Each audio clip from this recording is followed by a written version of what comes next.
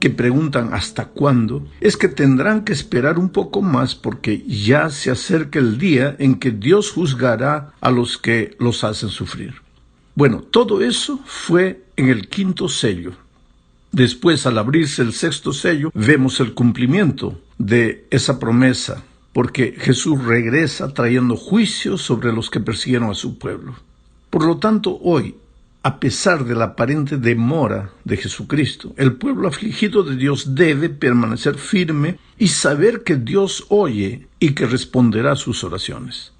La respuesta a esas oraciones de los justos es lo que veremos en los capítulos 8 y 9 de Apocalipsis que estudiaremos esta semana. Aquí encontramos la visión de las 7 trompetas.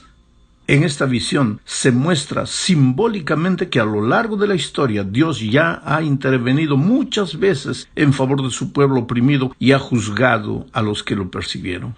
El propósito de las 7 trompetas es asegurarle al pueblo de Dios que el cielo no es indiferente a sus sufrimientos y que los impíos no siempre se saldrán con las suyas. Bueno, para empezar, leamos Apocalipsis capítulo 8, versículos 3 y 4.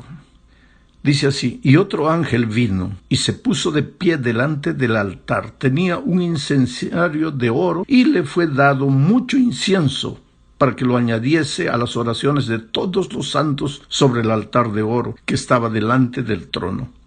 Y el humo del incienso con las oraciones de los santos subió de la mano del ángel en presencia de Dios.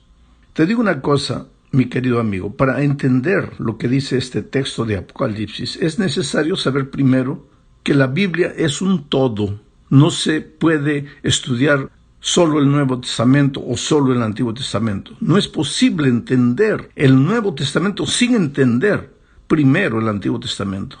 Ambos se complementan.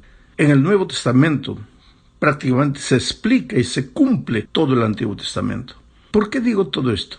Porque para entender lo que dice este texto de Apocalipsis que acabo de leer, es necesario conocer lo que sucedía en el ceremonial del santuario de Israel en el Antiguo Testamento. Te explico mejor.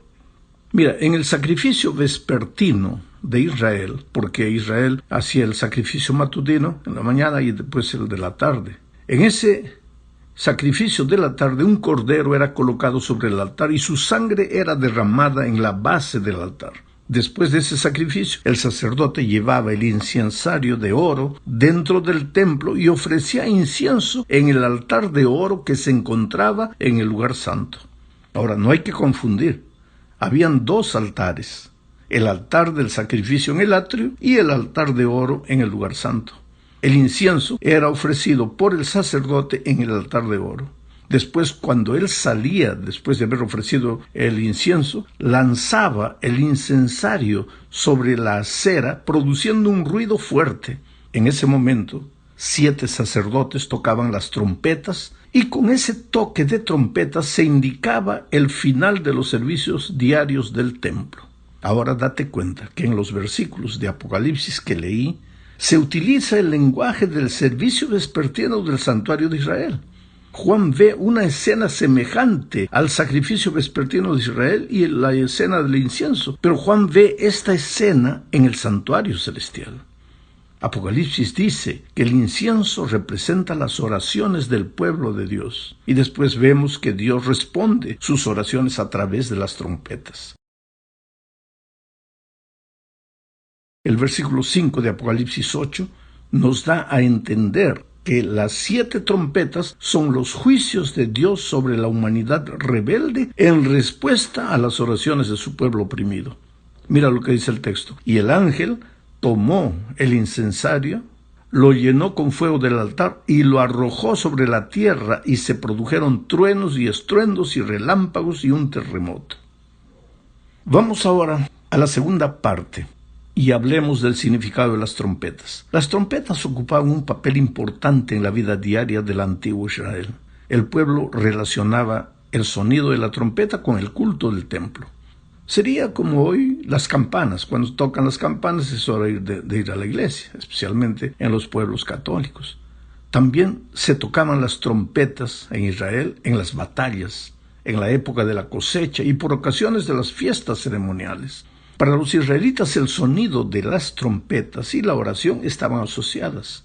Y también les recordaba, el sonido de las trompetas les recordaba la proximidad del día del Señor.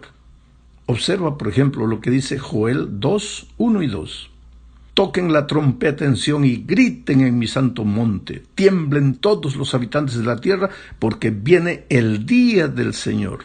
Día de tinieblas y de oscuridad, día de nublado y de densa neblina, como negrura que se despliega sobre las montañas, es un ejército grande y fuerte. Este llamado día del Señor, entre comillas, era el día cuando a los enemigos de Dios se les acababa la oportunidad de responder al llamado divino de reconciliación. Era un día de juicio. Eso era en Israel. Pero ahora comparemos esto con las trompetas del Apocalipsis. Los acontecimientos que tienen lugar al toque de las trompetas de Apocalipsis muestran la intervención de Dios a lo largo de la historia en respuesta a las oraciones de su pueblo. No son juicios que solo se realizarán en el futuro. Puede ser que inclusive se repitan, pero en el contexto de Apocalipsis, esos juicios han venido cayendo a lo largo de la historia cristiana de manera simbólica. Por eso Apocalipsis 8:13 dice: miré y oí volar un águila por en medio del cielo, diciendo a gran voz: ay, ay, ay de los que habitan en la tierra, por razón de los demás toques de trompeta que los 3 ángeles aún han de tocar. Bueno, hay algo más con relación a todo esto. Las trompetas no son solo juicios divinos, sino también advertencias para que los habitantes de la tierra se arrepientan mientras haya tiempo. Ese llamado al arrepentimiento durará mientras haya intercesión en el cielo y mientras aquí en la tierra se predique el Evangelio de Dios. Las 7 trompetas se aplican pues a los mismos periodos que abarcan las 7 iglesias y los 7 sellos. No es posible, como ya dije en un comentario anterior, desarrollar detalle por detalle lo que significa cada trompeta. Esto nos llevaría muchísimo tiempo. Esta es apenas una visión general. Las 2 primeras trompetas anuncian juicio sobre las naciones que crucificaron a Cristo y persiguieron a la iglesia primitiva, o sea, sobre Jerusalén rebelde y el Imperio Romano. La tercera y la cuarta trompeta retratan el juicio divino contra la apostasía de la iglesia cristiana en el periodo medieval del oscurantismo. La quinta y la sexta trompeta describen la situación del mundo religioso a fines de la Edad Media y también el periodo posterior a la Reforma, comenzando con la época de Francia y su dominio ateísta sobre el pensamiento mundial. Veamos ahora un intervalo entre la sexta y séptima trompeta. Esta es la tercera parte de nuestro comentario. Como ya vimos, la sexta trompeta nos lleva hacia el tiempo del fin. Pero antes de que suene la séptima trompeta, encontramos un interludio dedicado a explicar la misión y la experiencia del pueblo de Dios en el tiempo del fin. Apocalipsis 8 y 9 presentan las primeras 6 trompetas. Ahora viene el interludio que mencionamos. Está en los capítulos 10 y la primera parte del 11. Solo en la segunda parte del capítulo 11 encontraremos la séptima trompeta. Veamos entonces ese interludio. Apocalipsis 10, 1 al 4 dice: vi a otro ángel poderoso que descendía del cielo envuelto en una nube, y el arco iris estaba sobre su cabeza. Su rostro era como el sol y sus pies como columnas de fuego, y tenía en su mano un librito abierto. Presta atención a este librito. Este ángel, querido, este ángel poderoso es nada menos que Cristo.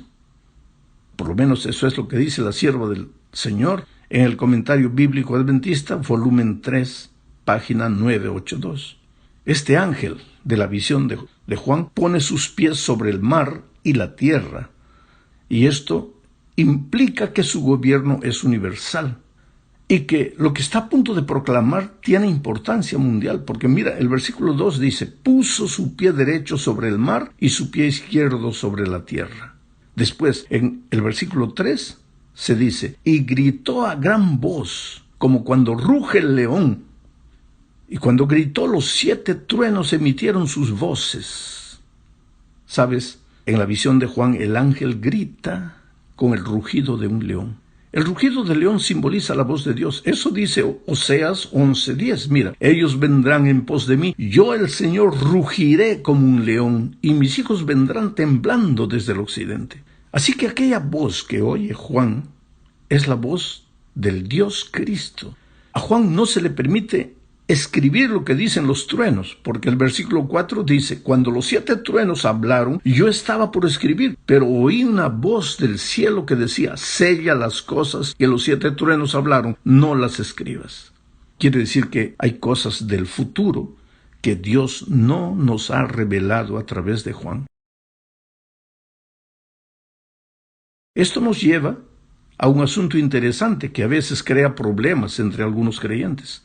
Juan, en Apocalipsis 10, 5 al 7, dice: entonces el ángel que vi estaba sobre el mar y sobre la tierra, levantó su mano derecha al cielo y, jurando por el que vive por los siglos de los siglos, por el mismo que creó el cielo, la tierra y el mar y todo lo que hay en ellos, dijo: se acabó el tiempo. Cuando llegue el momento de que el 7º ángel comience a tocar la trompeta, se cumplirá el misterio de Dios que Él ya había anunciado a sus siervos los profetas. Ahora, mi pregunta es: ¿a qué tiempo se refiere este ángel? Para entender este asunto necesitamos leer una visión de Daniel, registrada en Daniel 12, 6 y 7, que dice: uno de ellos le dijo al varón vestido de lino. Aquí está la descripción de este mismo ángel que vio Juan. Uno de ellos le dijo al varón vestido de lino que estaba sobre las aguas del río: ¿cuándo se cumplirán todos estos portentos? Y vi que el que estaba vestido de lino y de pie junto a las aguas del río levantó hacia el cielo las 2 manos y, jurando por el que vive por los siglos, dijo: pasarán un tiempo, más 2 tiempos y la mitad de un tiempo. Cuando la dispersión del poder del pueblo santo llegue a su fin, todas estas cosas se cumplirán. Ahora, mi amigo querido, ¿percibiste las palabras en común que usan Juan y Daniel? Ambos dicen que el ángel levantó su mano derecha al cielo y, jurando por el que vive por los siglos de los siglos, por el mismo que creó el cielo, la tierra, el mar y todo lo que hay en ellos. Pero primero, ambos mencionan la palabra tiempo. Juan dice que el ángel dijo que ya no habría más tiempo. Y Daniel dice que la persecución de los santos duraría tiempos y la mitad de un tiempo, o sea, 1200.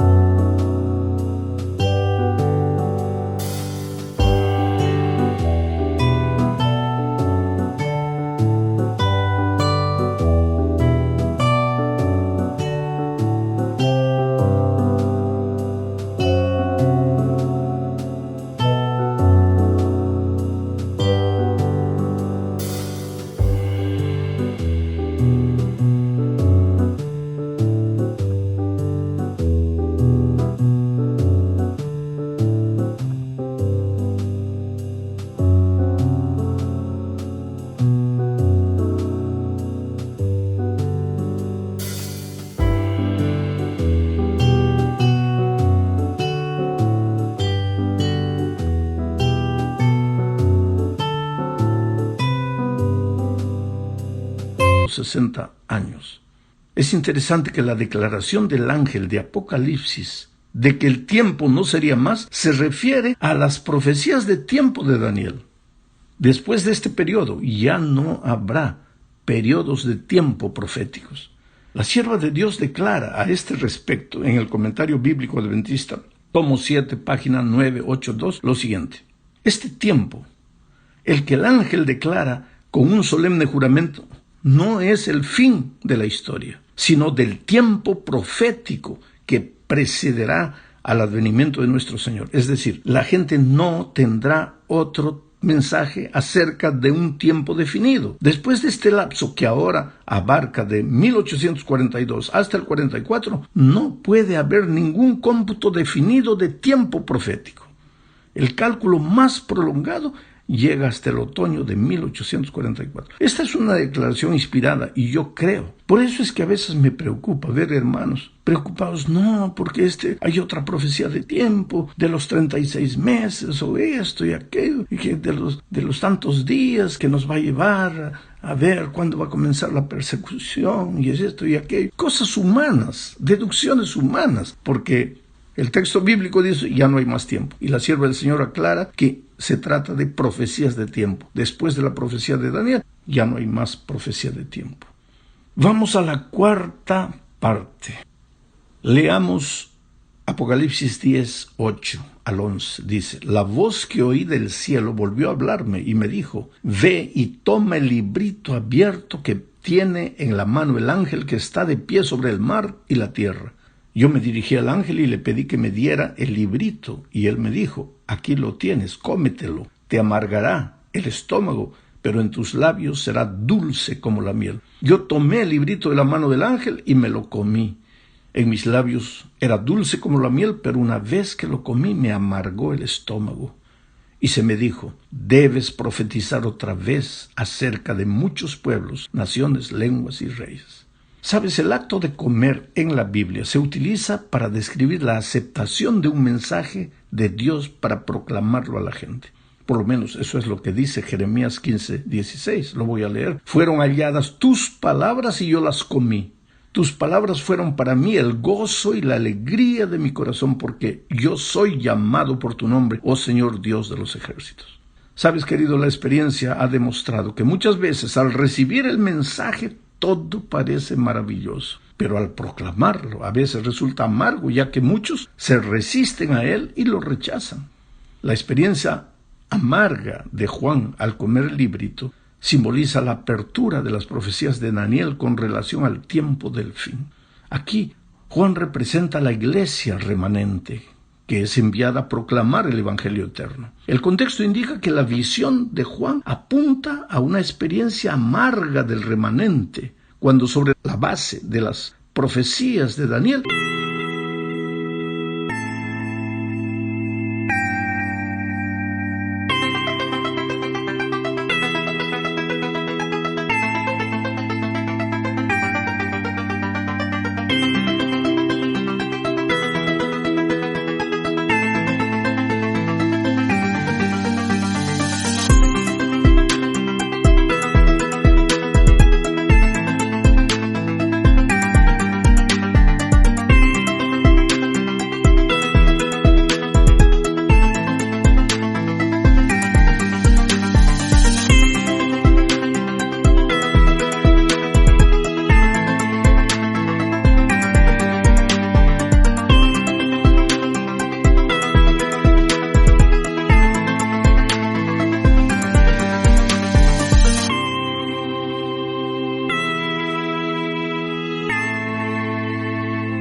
los milleritas pensaron que Cristo regresaría en 1844. Ese mensaje les resultó a ellos dulce como la miel. Sin embargo, cuando Cristo no vino como ellos esperaban, experimentaron un amargo chasco y consultaron las Escrituras para una comprensión más clara de lo que había pasado. Pero el ángel le dijo a Juan, debes profetizar otra vez acerca de muchos pueblos, naciones, lenguas y reyes. Esta orden indica que en los últimos días habrá un pueblo que surgirá para proclamar el mensaje de la segunda venida en conexión con las profecías de Daniel y Apocalipsis.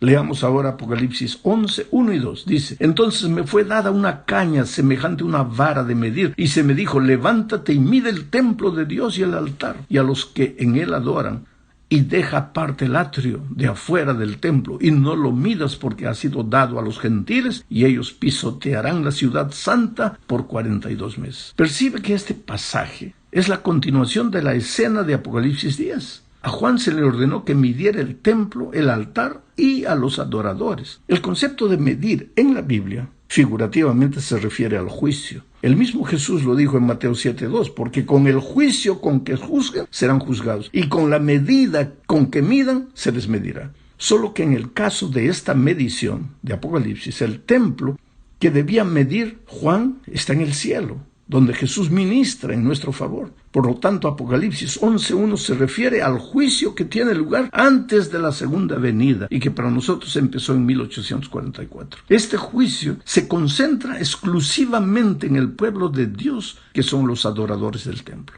Apocalipsis 11:1 muestra que el mensaje del santuario es el mensaje especial que el remanente debe predicar. Por eso, toda doctrina debemos predicarla en torno al Señor Jesucristo y de su intercesión en el cielo por nosotros. Llegamos al fin de este comentario, querido, que ha durado bastante más que otros comentarios, pero es que no puedo resumir más que todo esto. Y aquí hablaremos de los dos testigos. En el capítulo 11 del Apocalipsis aparece una profecía que anuncia los intentos demoníacos para destruir las Escrituras. Apocalipsis 11, 2 y 3 dice: yo mandaré a mis dos testigos, y ellos profetizarán por 1260 días vestidos de cilicio. Ellos son los dos olivos y los dos candeleros que están delante del Dios de la tierra. ¿Quiénes son estos testigos? Pues dejemos que el mismo Jesús responda. Cuando estuvo en esta tierra, le dijo a sus discípulos: escudriñad las Escrituras, porque a vosotros os parece que en ellas tenéis la vida eterna, y ellas son las que dan testimonio de mí. Aquí el Señor Jesús identifica las Sagradas Escrituras como los testigos. Pero en la profecía del Apocalipsis afirmaba que esos dos testigos eran los dos olivos y los dos candeleros que están en pie delante del Dios de la tierra. Y es sorprendente verificar cómo todo concuerda, porque San Pedro señala que las Escrituras son como una antorcha, un candelero que alumbra en lugar oscuro. Y Zacarías las identifica con las dos ramas de olivo. ¿Te das cuenta?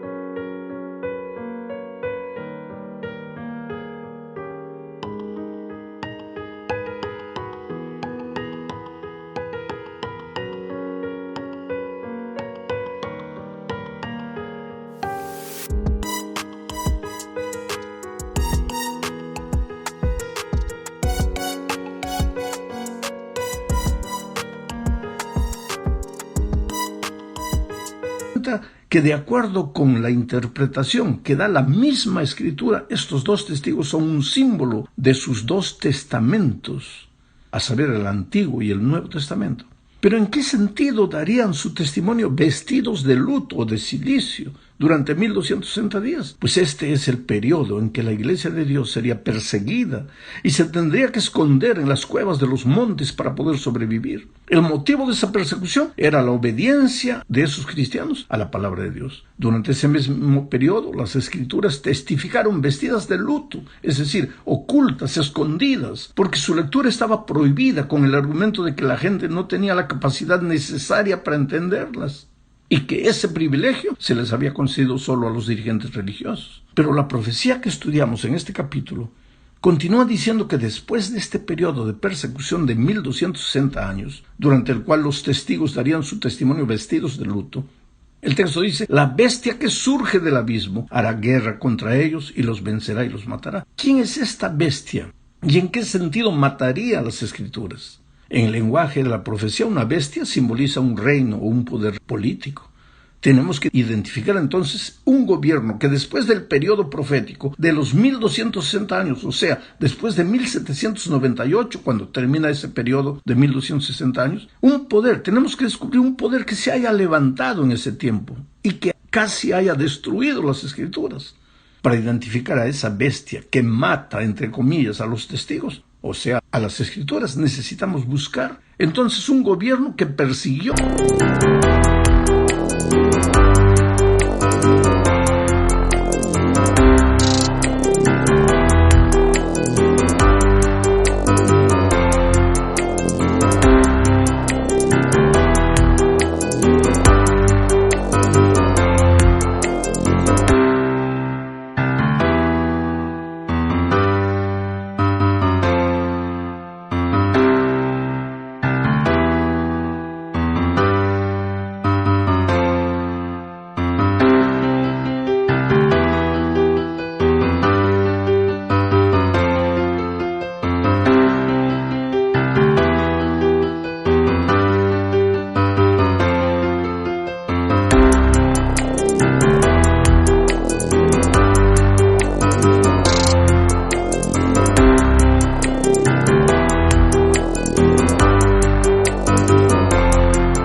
a las Escrituras durante o después de 1798.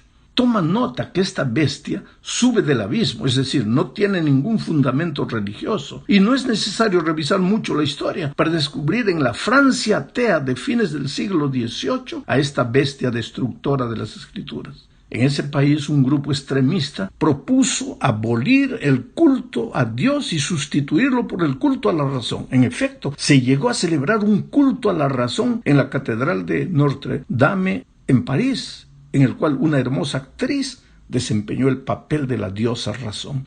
En 1793, la Asamblea Revolucionaria promulgó una ley prohibiendo la lectura de las Escrituras y se dio la orden de que se llevaran a la plaza pública todos los ejemplares de la Biblia de Dios para quemarlos como evidencia de que el gobierno no reconocía las Escrituras. El Diario Oficial de noviembre de 1793 de Francia publicó lo siguiente: la Sociedad Popular de la sección del museo da a conocer que los ciudadanos de esta sección han dado buena cuenta de todos los libros de la superstición y la mentira. Los libros de misa, de oración, el Antiguo y el Nuevo Testamento han expiado en una gran hoguera las insensateces que indujeron a cometer